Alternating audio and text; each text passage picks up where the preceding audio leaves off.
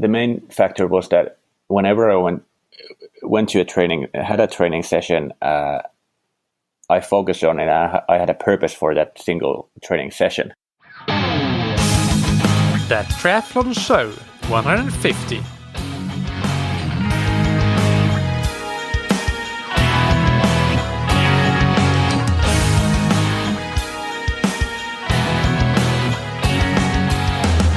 Hey, what's up everybody, and welcome back to another episode of That Triathlon Show, the podcast presented by scientifictriathlon.com. I'm your host Michael, and today's episode is another case study, this time with my compatriot Petri Karvinen from Finland. But first, big thanks to our sponsors. First, we have Precision Hydration that you can find on precisionhydration.com. They help you get hydrated and stay hydrated. And even though summer is now long gone in most of Northern Europe, I'm lucky that we still have very warm and nice weather here in Portugal. But anyways, most of the listeners are probably sooner or later moving to training indoors again a lot, like on the bike, on the turbo trainer. And even though you may think that, okay, it's winter, I don't need to focus on hydration. Actually, if you look at the size of the sweat pool below you on the bike trainer, then you can see that you're sweating a lot. And if your sweat sodium content is high, then you're losing a lot of sodium, and that needs to be replaced, or otherwise you're compromising performance.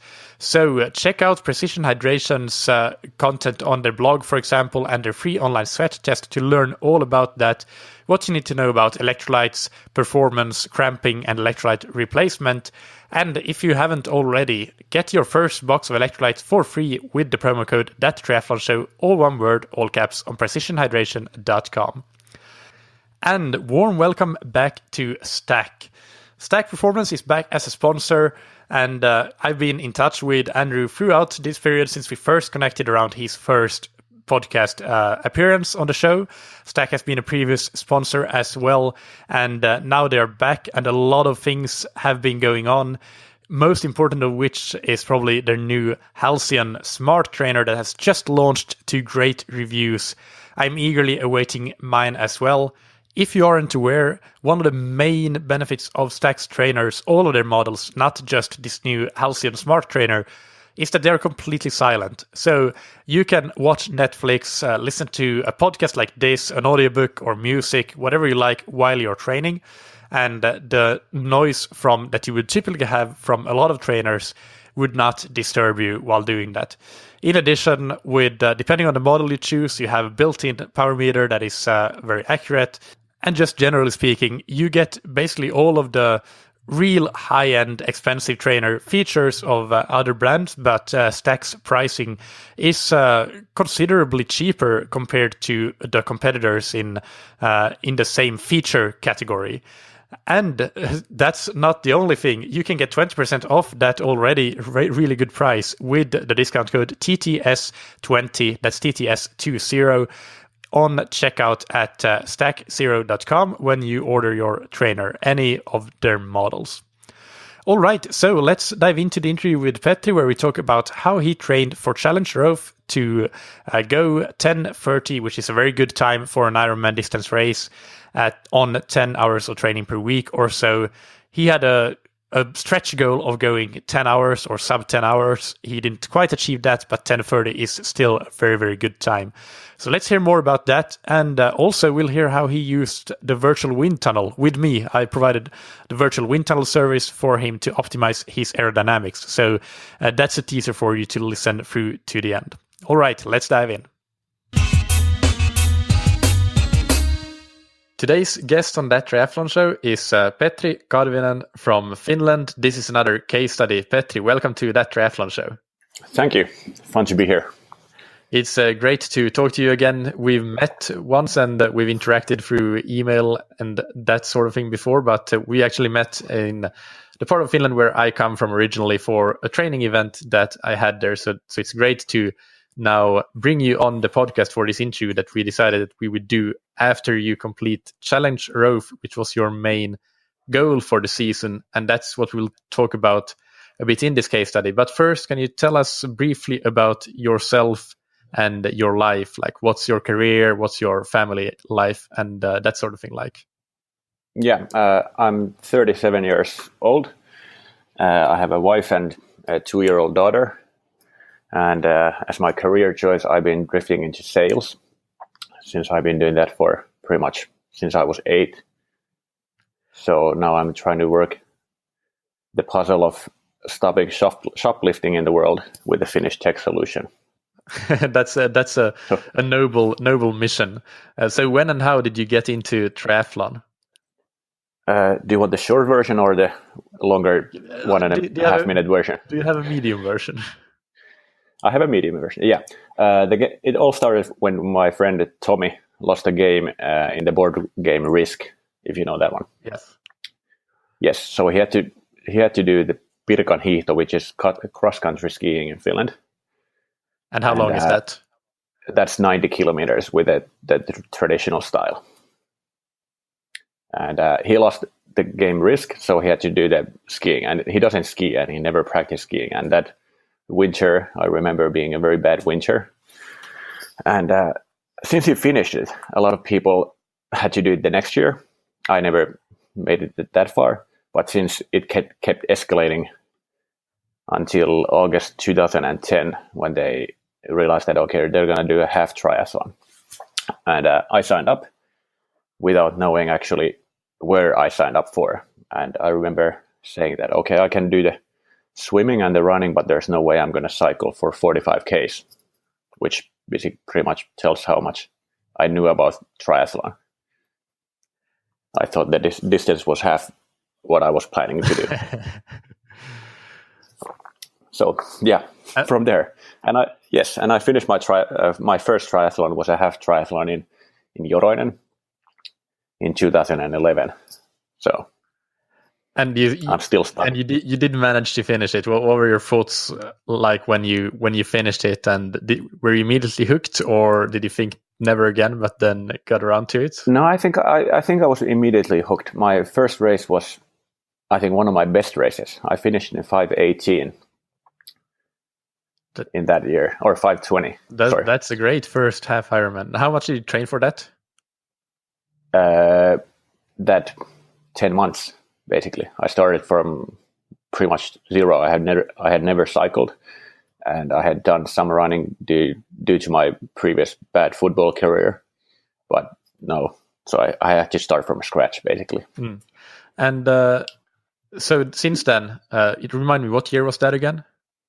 That was 2011. Okay, so seven years ago. And since then, how has your triathlon career progressed? How have you moved up to faster times, moved up the distance? Give us a brief overview of this. Slowly and easy, because 2012 and 2013 were basically leap years. I did, I think, 1 or 2 half triathlons in that period, but I basically stopped training after Joroinen, or stopped training as hard as I did for Joroinen. But I still like the sport, even though my time was getting worse. But in 2013, I realized that since I enjoy this enough, so I'll kick it up again. And then I signed up for a full distance triathlon in Sweden, Kalmar, for 2014. And about that, I just have to say that if you're planning on doing a full triathlon, do it on purpose, not just to try it. And I tried it out. It was a bad idea. It hurt a lot, but I finished it. So, what do you mean when you say that you tried it out? I guess I know that means that you didn't really train a lot for it. But how much did you train for it? I don't have the exact stats from that period, but looking at my stats in that area, I think I trained about 4 hours a week for a full distance. So I'm pretty happy to say I came in underprepared. Yeah, at least. Okay. So after that, what did you move on to? After that, I signed up for a couple of bike races since my friends were going to these haute route competition in the Alps and the Pyrenees and the Italian Alps. What were they called? Oh, whatever. The Dolomites. So I signed up for Dolomites. Yes, so I signed up for 2015, I went for the Haute Route in Pyrenees, which is basically a week-long bike race covering about 1,000 kilometers, but covering up to 21 kilometers in height, or in elevation. So that was a lot different cycling what I'm used to here at home. And that was so much fun that I decided to do it again in the French Alps in 2016. And after that, it's been on and off going to different triathlon races every now and then, at least once a year, at least. And this year, by the way, I need to talk about the Dolomites here. I just got back from a week in the Dolomites, or a week in Italy with 3 or 4 days in the Dolomites and cycling a lot. And it is the most stunning place that I've ever been to. And they have this road cycling race that's called the Maratona delle Dolomiti. And once I heard about it, I knew that this is something that I have to do. So it's very high up on my bucket list of races to do one day. But so I can completely understand how you got into the Haute Route races and that kind of cycling, because it's very fun and very different from what we are used to, because in southern Finland, where we both come from, it's very flat, so not something that we're used to.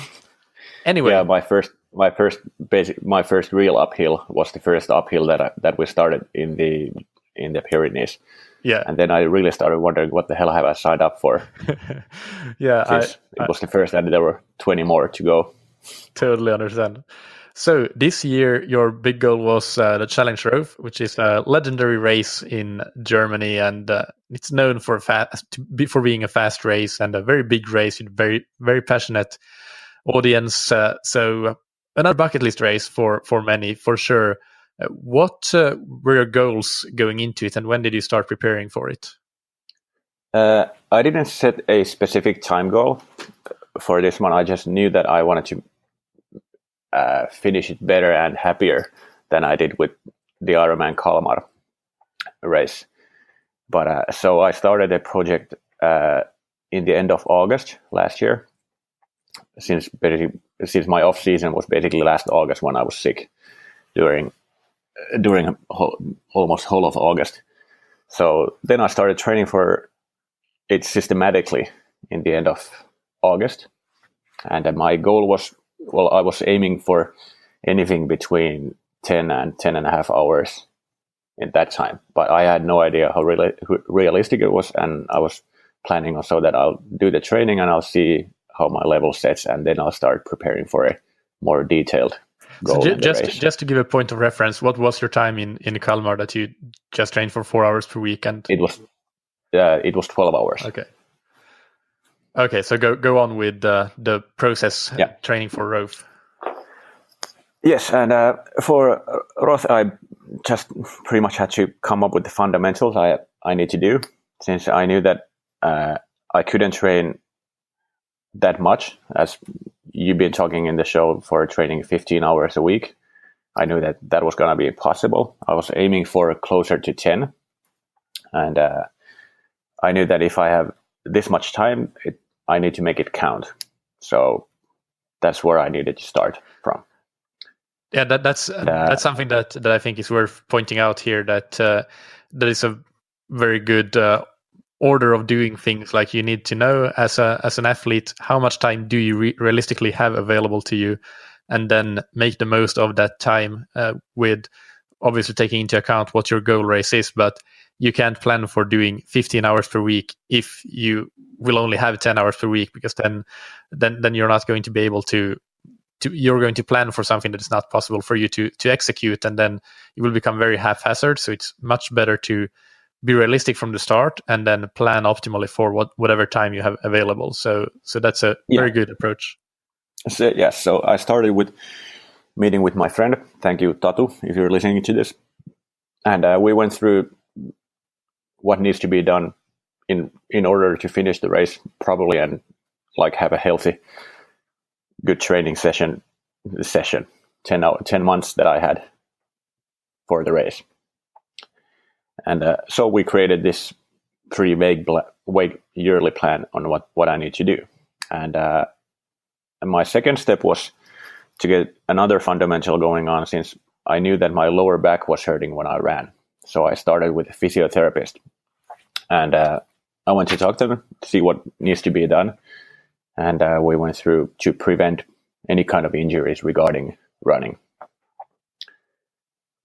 And yep. What kind of interventions did you end up doing based on that meeting the physiotherapist? Well, the physiotherapist, he had a look at my running, and he noticed that there's a problem with my hip basically when I run. So my hip sinks in a way when I run, and we tested. It's not a problem of strength, since I had pretty strong hips apparently, but I had no way. I was just using it wrong, so I had to keep doing the exercises that strengthen the hip in the right manner. So learn to activate the hips basically in the right movement patterns in the running. Okay. Yes. So it was that to start from. And the next part that I had to make sure was that I didn't want to get sick during the whole training period. So the only way I found were, of course, I needed to start planning my sleep, since that's where I started my training from.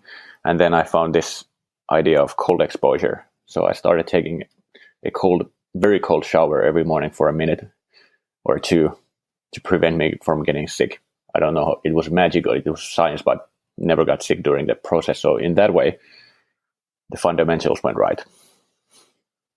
That's so let me stop you there and highlight some key things. I think these are really good things that you did. And visiting the physio, even if you wouldn't have had a problem with your hip or with your lower back when running, I think any athlete starting let's say a training campaign for a big goal, or just getting to do a yearly checkup with a physio should be required almost, because you want to prevent injuries. You don't want to treat injuries once they've already happened and become worse and worse. So, and I think this is something that a lot of athletes overlook, getting to see a good physio that has the knowledge, the experience with endurance athletes about their problems and their requirements. So that's one thing that I want to highlight, that was brilliant to do, to make sure that you can do the training required to do a good race almost a year later. And then also focusing on the sleep and preventing illness is another very, very smart choice, and looking at like the big picture and understanding that keeping healthy and doing all the training week in, week out is one of the biggest levers of performance gains that you can have. So I really like that approach. It's very smart. Were there anything left with the fundamentals that you wanted to mention? Yeah, regarding the sleeping, was one of my main points when I started, since, of course, having a 2-year-old kid at home might affect that, and it does affect that, but I made sure as much as I could that I could get the adequate amount of sleep, and then I started to see how much I can train after the good night's sleep. So, and I noticed that if I negotiated too much with myself about the amount of sleep, it ruined the practice next day. So it was a pretty short lesson. It's funny because just yesterday I did another age group case study interview that will be released already when the listeners listen to this interview. That one was with Ian Haken, and he mentioned sleep as one of his main focus areas as well in his quest of qualifying for Kona. And it can't be overstated how important that sleep really is. No, it doesn't help if you have to start training at 6 a.m. but you haven't slept. So the training is going to be bad anyway. So yeah. I'd rather sleep than do a bad practice session. Exactly, yeah, and then come back well rested and do it. Maybe skip one session that you had planned and do the sessions that you have time for well, instead of doing everything half-ass because you didn't get the sleep that you required. So for the training itself, what did it look like? What was like the big picture periodization, if you will, for the Roth preparation? Yeah, I had a yearly calendar, basically divided in 3 at this point. 4. The first part was the autumn. What do I need to do between August and maybe December. And then what do I do in the winter? What do I do in the spring? And the last month for my training. And basically it was as simple as possible. The fall was meant for basically just strength training. So I did a lot of gym work, since that was something I was lacking for a couple of years, or actually even 4-5 years. And I did a lot of stair running. So I started my running program, or I started to increase it by having at least one stair running session a week, which included a lot of stairs here in Turku. And what would a stair running workout look like? Can you give an example of that? I had the same route here in Turku for pretty much every week. I think there's about 600 steps on that route, and it's 9.5 kilometers only. So there's a lot of elevation regarding that. I took it easy, so I didn't go full speed on the stairs, but I knew that there were enough stairs to make it hurt in my legs. So it's essentially a muscular endurance workout that is one of the key factors for long course triathlon, I guess. Yes. Okay. And in the winter, when I could go cycling, I did a lot of low cadence practice as well. Yeah. During the cycling. And for the gym work that you did, what sort of strength training did you do?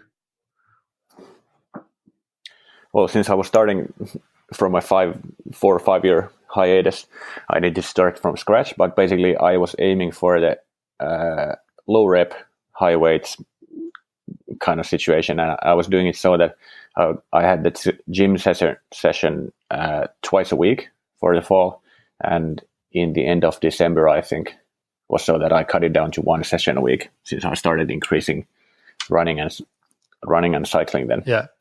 You've been listening to the podcast, obviously, because maybe you would have done that anyway. But that's exactly the kind of approach that we've been talking about. Yes, I cannot say I haven't got any ideas, and I actually started listening to this podcast series from the strength training episode that you had, number 50. Okay, that's a funny coincidence. So then in winter, when you started ramping up the training a bit, what did that look like? In the winter, the focus was on power. So on the trainer, I had a lot of VO2 max or sweet spot exercises, and I was supposed to do a little harder intervals with running, but then the winter turned out to be pretty cold, so I had to cut down on that a bit, since I couldn't do those exercises outside. You don't want to kill yourself with interval running when it's -15 or -20. Yeah. A treadmill would have been a good option there, maybe. But treadmill would have been a good option, but then again, I hate running inside, so yeah, that was a bit of a choice that I had to make there. Yeah.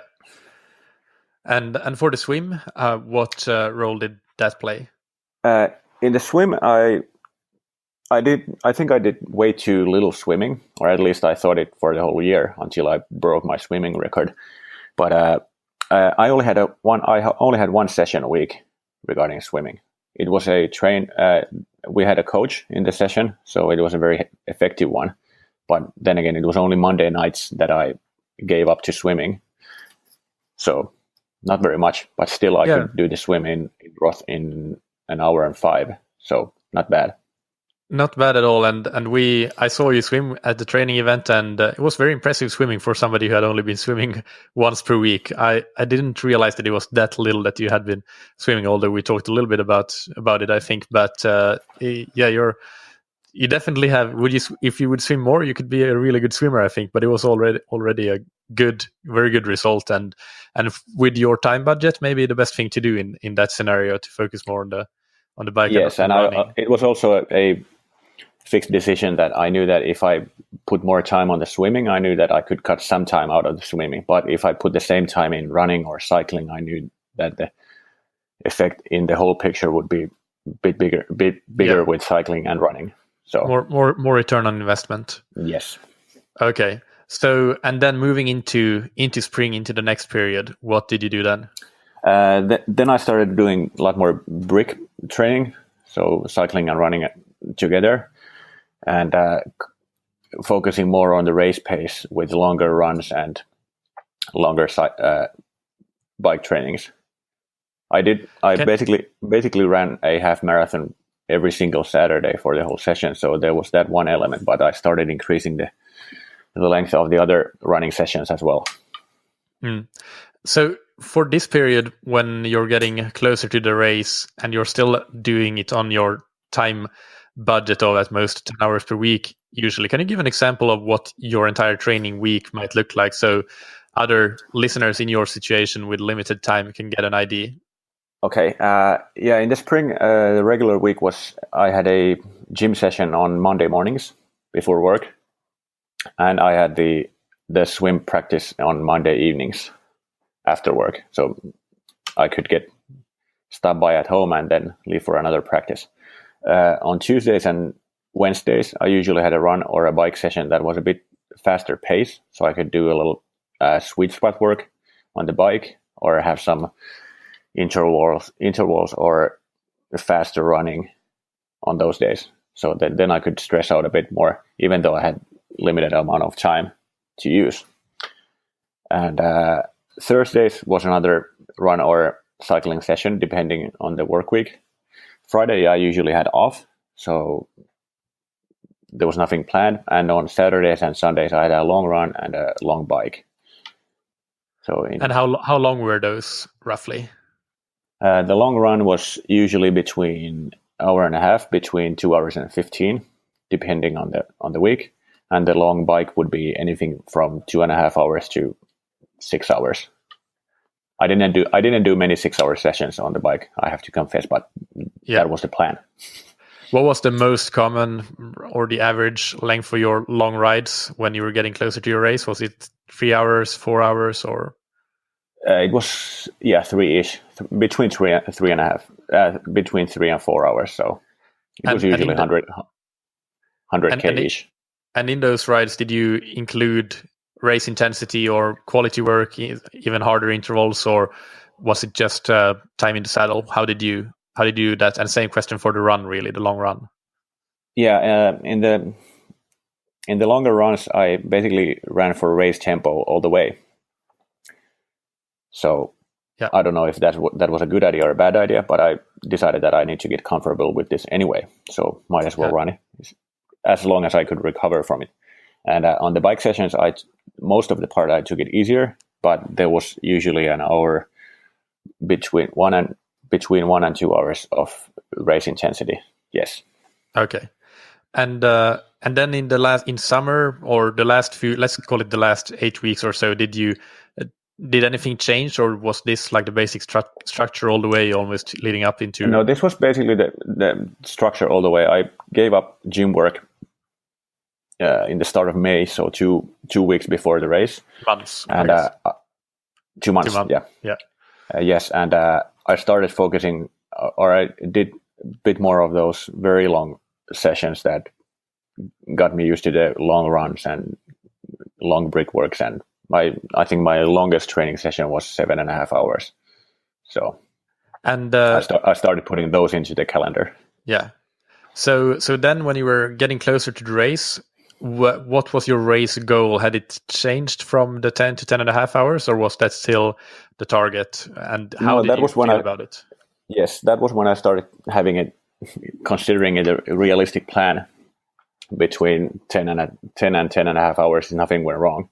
Basically, I didn't have a fixed time schedule. I thought that if on a good day, on a normal day, I would reach probably 10 hours and 15 minutes.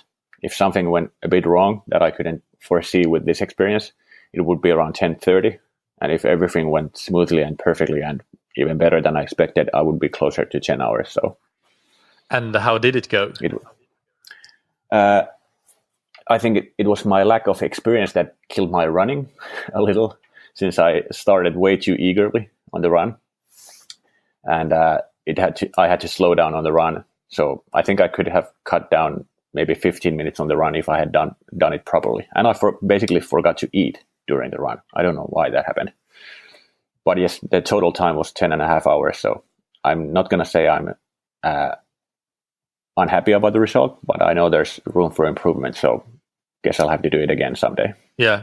Well, that's a very respectable time for anybody, and especially for somebody who is doing it on a limited, a low volume training approach when we talk about Ironman training. So, and which is one of the main reasons that I thought and that we discussed about having this interview in the first place. So to describe a case study of. Yes, what you've been talking in the show is that you need to train for 15-ish hours a week, and I was like, okay, I'm training 8 hours a week. What am I doing wrong? Since my running and my cycling and everything was going smoothly, and I felt fine with it.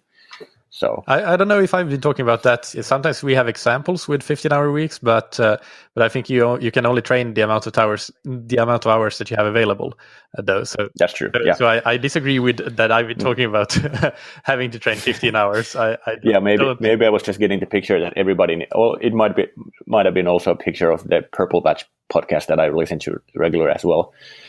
So that when they have guests, they tend to work a lot more than I do on the sport. Yeah. I usually ask for examples if it's about Ironman training, and when I ask for typical training weeks from coaches, for example, I ask for examples in the 10 to 15 hour range, because that's quite normal for most people, but you can only train for as much time as you have available, and it's definitely possible to train for an Ironman on 10 hours. So I don't think that there's the question isn't about how many hours do you need to train. The question is how many hours do you have available for training, and then doing the most out of those hours. So yes, and the less you have, the more emphasis you have to put on the exercises themselves. You have to focus, and you have to make it count. Since I didn't have time for slack hours in that 8 hours that I had. Yeah, absolutely. So what do you think are some of the key factors in your approach that we talked about a few of them already, but are there any other things that made this approach still enable you to do a very good time at Roth? Why do you think it worked well? What were the key factors? I think the main factor was that whenever I went to had a training session, I focused on it. I had a purpose for that single training session. I knew that quite a few times when I started my new job in January. So when I went to the gym in the morning, had a day at the office, and went swimming in the evening. I actually did it even so that I went to the pool, decided that, okay, tonight is not the night that I need to swim, since I knew that I couldn't concentrate on the level that I found reasonable. So then I just went home. And as long as I knew that I can concentrate on this particular session, I know it's going to be a good one if I have planned it, or I knew what the purpose of the session is. So that's a very, very good takeaway. And anything else to add? Any other factors? No, not quite. I think the less time you have, the more you have, the less you have slack in your training. So make it count. And so, what do you think are some common mistakes that age group triathletes and especially those self-coached make that prevent them from going faster when there is a limited time budget for them to work with? I think the biggest wisdom that I've heard about going faster is that you need to go faster in order to go faster. So there's a lot of this very low intensity work during the week, which needs to be there. Like you said, it's got to be at least 80%. But that the rest of that time, you need to jack up the intensity to get your physical adaptation go. You'll never going slow all the time in the training sessions. Yeah, and depending on how much you train, like that 80% rule may go out the window, really. Yeah. I don't use it all the time when I do training programs, or if people have, let's say, 8 hours per week to train, I definitely don't follow the 80-20 principle in most of those cases. I might do for the run specifically, because that's where there is the most risk, but definitely not on the bike. Absolutely not on the swim. I actually started counting because I think you had an episode about that in April. And I started putting my zones into time slots, and I noticed that I'm on my zone 1 and my zone 2. I'm training that 80% pretty much exactly every week. Yeah. And going up. That's interesting. Yeah. Yeah, and going up to zone 3 and zone 4 and zone 5, they were divided in the rest of the 20%. Okay. Yeah. And finally, what we had another session on the same event day. We had a virtual wind tunnel session in addition to the training that we did, the swim, biking, and running. And so people that are interested in the virtual wind tunnel should go and listen to my interview with Andrew Buckroll in episode 40 something. I'll link to it in the show notes. And I'll also link to my website where I have a description of that. But just briefly, can you give an overview of what you learned through that, and if you managed to use it and benefit from it in your cycling? Yeah, I did use it, and the first thing I did was I got rid of the water bottles behind my back, since it seemed to be a bit of a constraint in my wind tunnel results. So I moved all the bottles to the front between my hands. So I have a bottle so I can drink straight out of between my hands, and right after that bottle is another filling up bottle. So I didn't need to reach behind my back for the bottles anymore. Yeah. And my position changed a bit, since the recommendation in the virtual wind tunnel was that I need to have this praying mantis position. I tried a couple of positions. I couldn't make the change as hard as they probably suggested, since it started hurting in my thighs if the angle was too aggressive. But I took it up a bit, and I'm happy with the position, and I'm happy with how my cycling kind of went. Well, I'm kind of happy how my cycling went. I cannot blame the position, but the wind.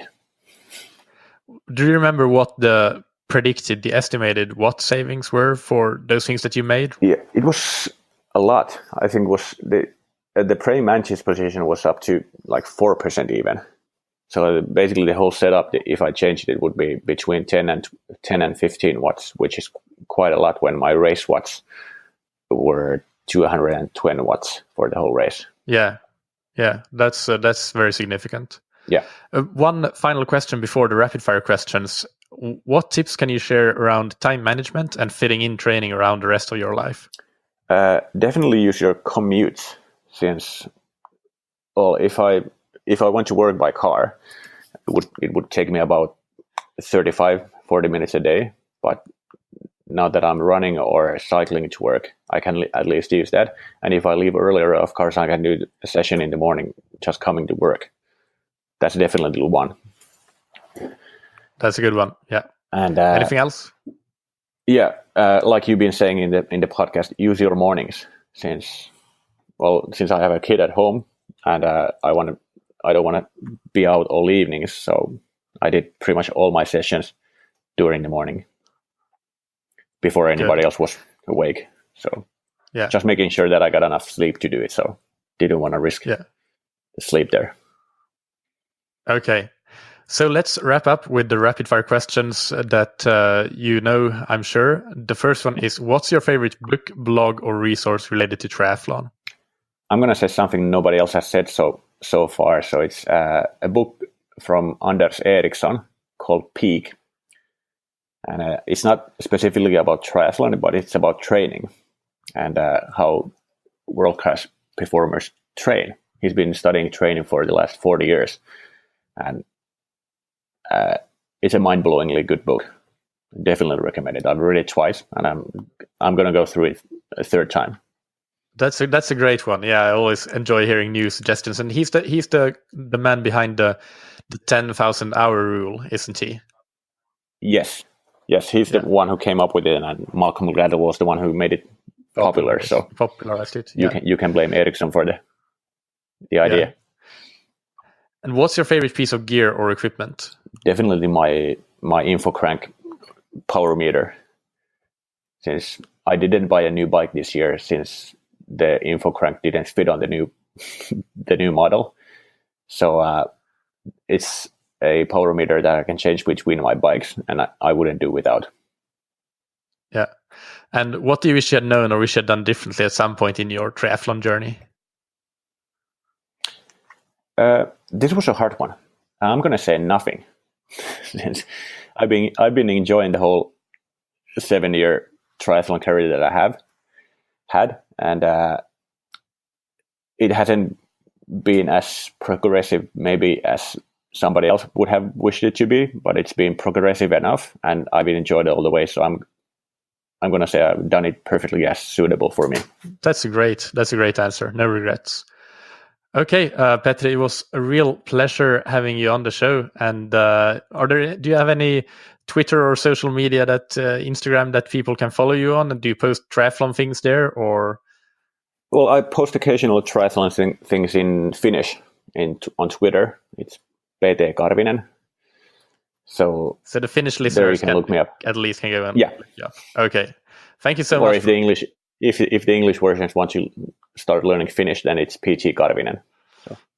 Oh, trust me, I don't recommend that. It's difficult.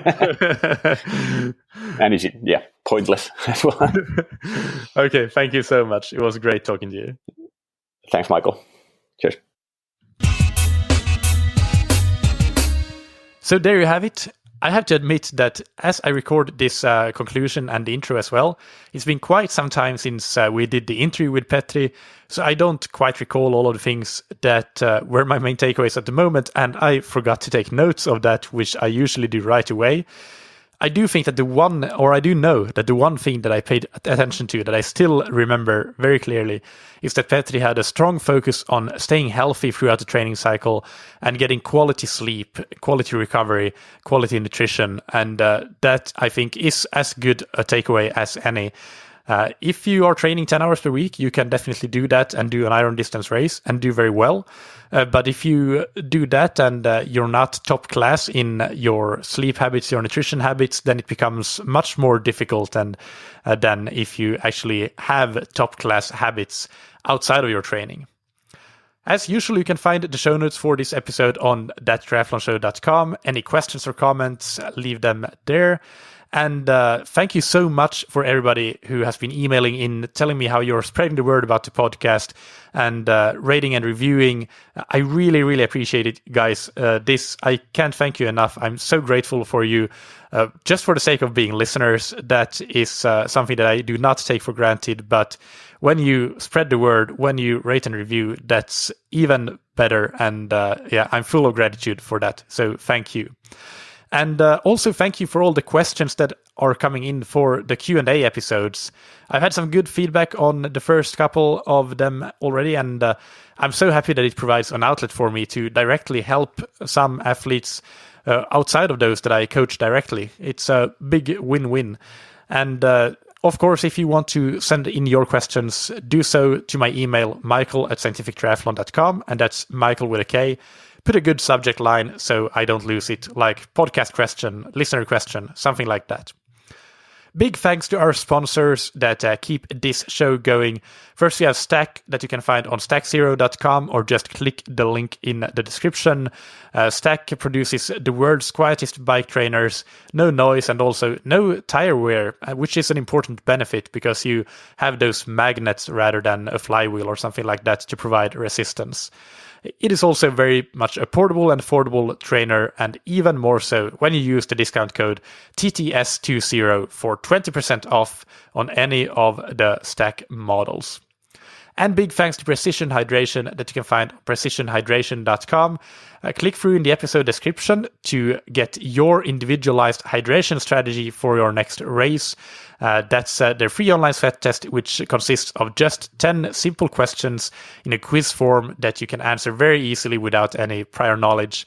And that will give you a very good estimate of what your sweat sodium content might be and what your sweat rate might be. Based on that, you will get your hydration strategy. And if you want to get your first box for free, use the promo code ThatTriathlonShow, all one word, all caps. Thank you, as always, for listening. Keep training smart and keep loving triathlon.